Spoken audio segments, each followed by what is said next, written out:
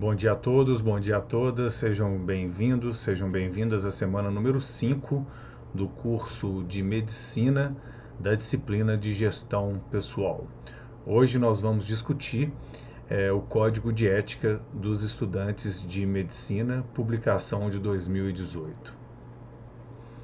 O sumário da semana 5, eu vou fazer uma pequena revisão então da última aula, quando nós abordamos a questão da gestão do tempo, e eu falei principalmente da gestão do tempo no curto, no médio e longo prazo. Falei um pouco também de um planejamento voltado para a formação acadêmica de vocês e algumas dicas quanto o momento certo para se envolver principalmente nos projetos de pesquisa e de extensão. Hoje eu vou falar do Código de Ética do Estudante de Medicina, que é uma publicação de 2018, e é interessante nós percebermos também que são poucos os cursos que possuem um código de ética específico para os estudantes. Então é uma discussão muito importante e que vai ajudar a forjar esse acadêmico ao longo dos 12 períodos, dos 6 anos, para que ele seja um profissional com princípios éticos adequados. Eu vou trazer uma análise dos subtemas e especificidades também do campo médico, então eu não vou falar de todos os artigos presentes no Código de Ética, mas vou trazer aqueles principais. E no final da aula eu quero abordar também alguns artigos, algumas pesquisas correlacionadas com este tema.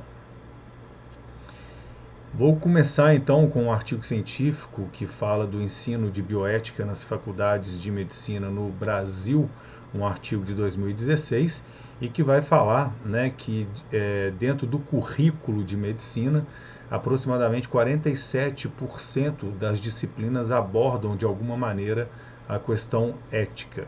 Isso em um estudo entre 2010 e 2013. E num estudo publicado em 2001, esse valor era somente de 16%. Então é interessante a gente perceber o quanto que mudou a presença de questões sobre a ética ou sobre a bioética no currículo de medicina. No entanto, como vocês vão ver no final desta aula, isso não quer dizer que o aluno ele tenha uma noção do que seria essa bioética ou essa ética no campo profissional. Então, falando especificamente sobre o documento, sobre o Código de Ética do Estudante de Medicina, publicado em 2018, ele foi elaborado por uma comissão especial do Conselho Federal de Medicina, que era composto por médicos, professores e estudantes de graduação de medicina. Então é interessante a gente ver uma perspectiva interdisciplinar, ou de multiprofissionais de vários âmbitos, de vários níveis, discutindo esta questão do Código de Ética. Então são 45 artigos organizados em 6 diferentes eixos, que ressaltam atitudes, práticas e princípios morais e éticos observados na rotina das escolas e nas relações humanas dos discentes, objetivando uma formação profissional ampla. É uma parceria, então, entre o Conselho Federal de Medicina e os diversos outros conselhos regionais. Falando especificamente dos eixos, então o livro ele é dividido em vários eixos, em 6 eixos, e ele começa com os princípios fundamentais. Depois ele vai abordar os 6 eixos através de diferentes subtemas, eu vou falar sobre eles mais especificamente nos próximos slides, e ele termina com os anexos. É um documento pequeno e que vale a pena uma leitura mais minuciosa, e esse documento está publicado para vocês dentro do AVA. Eu trouxe essa imagem ao lado porque ao ler o documento fica claro a visão de uma formação multidisciplinar pautado pelo Código de Ética e também uma atuação multidisciplinar ao longo da formação em medicina. Eu gostaria de começar falando um pouquinho sobre essa diferença, né, entre o que seria ética e o que seria moral. Existe uma confusão nesse aspecto, né? Então, quando a gente fala de código de ética, é interessante a gente diferenciar esses conceitos. Ética e moral são conceitos filosóficos que, apesar de estreita relação que mantêm com o comportamento em sociedade, possuem significados distintos. A moral está baseada em costumes e convenções estabelecidas por cada grupo. Então, diferencia-se a moral dependendo do grupo sobre o qual estamos falando. Por sua vez, a ética se vincula ao estudo e à aplicação desses valores e princípios no âmbito das relações humanas. As diferenças se estendem à origem etimológica dos termos. Então, a palavra ética vem do grego ethos, cujo significado é modo de ser ou caráter. Moral vem do termo latino morales, que significa relativo aos costumes. Esse quadro ele explica um pouco mais sobre essa diferença. Então, a ética, né, é a reflexão filosófica sobre a moral, caráter teórico, é permanente, pois é universal, é princípio, é a ciência que estuda a moral, diretamente relacionada à política e à filosofia. A moral tem caráter prático, com força normativa, é temporária, pois é cultural, são aspectos de condutas específicas e está relacionada com os hábitos e costumes determinados pelos grupos sociais.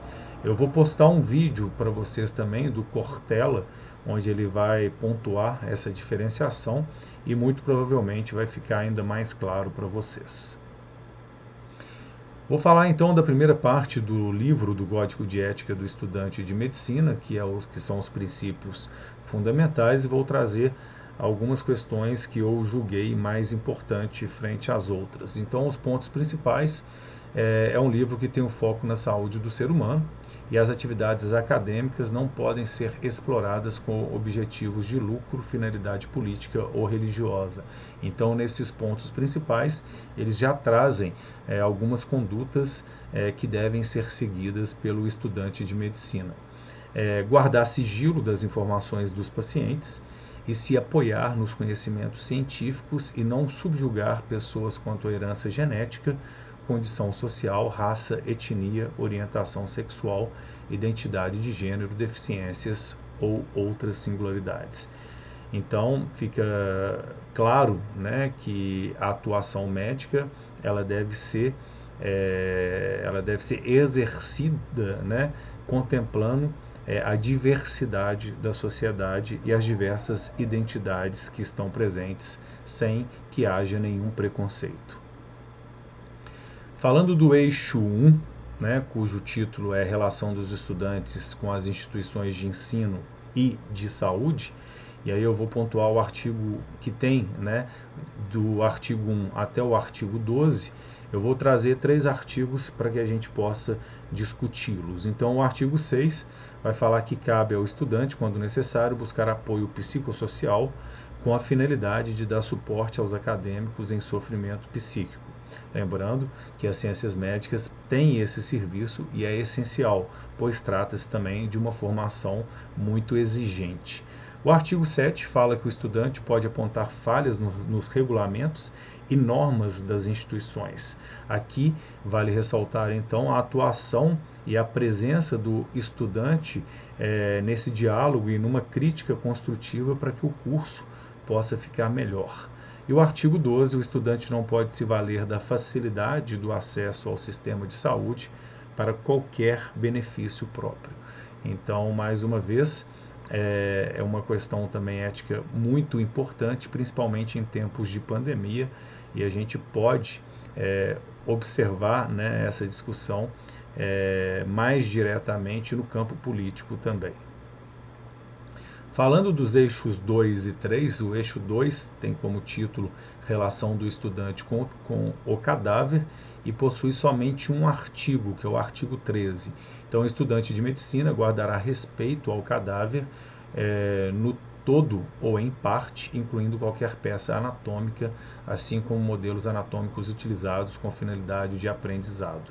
Então é um artigo único falando então desse respeito ético quanto ao corpo, quanto ao cadáver.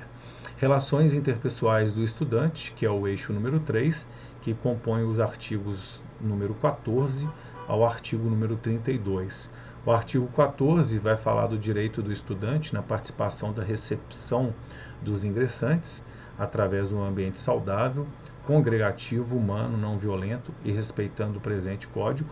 Eu trouxe esse artigo também porque nós recebemos algumas notícias de uma participação de recepção dos novos calouros, né, dos novos estudantes, de uma maneira não muito apropriada frente à pandemia. Então, é um código de ética e muitas vezes é passível também a algum tipo de discussão, né, até jurídica da universidade. E o artigo número 19 é dever dos estudantes respeitar a pluralidade de representatividades estudantis. Mais uma vez, um respeito à diversidade. Passando agora para os eixos 4 e 5, o eixo 4, responsabilidade do estudante com seus estudos e formação, com os artigos do número 33 ao 37. O artigo 35, o estudante deve contribuir na construção de um currículo que valorize o processo de reflexão crítica e humanística no ensino. É algo, né, que a gente tem discutido também na disciplina de antropologia social, uma formação mais ampla, crítica e social. E o artigo 36, valorizar a compreensão da determinação social do processo saúde e doença. Ir para além, né, do processo estritamente biológico quando se pensa em doença e compreender também como que a sociedade vai influenciar nessas psicopatologias. E a relação do estudante, que é o eixo número 5, relação do estudante com a sociedade, que compõe os artigos 38 ao artigo 41. O artigo 38, então, ele fala que cabe ao estudante defender o acesso universal à saúde, entendendo que este é um direito fundamental do cidadão. Então, o direito à saúde é um direito presente na Constituição e o SUS é muito criticado, né, mas, porém, ao mesmo tempo, muito valorizado, principalmente nos tempos de pandemia. O que é necessário é que ele tenha mais aporte financeiro, porque um sistema de saúde público é fundamental, principalmente em um país com as disparidades econômicas como a do Brasil.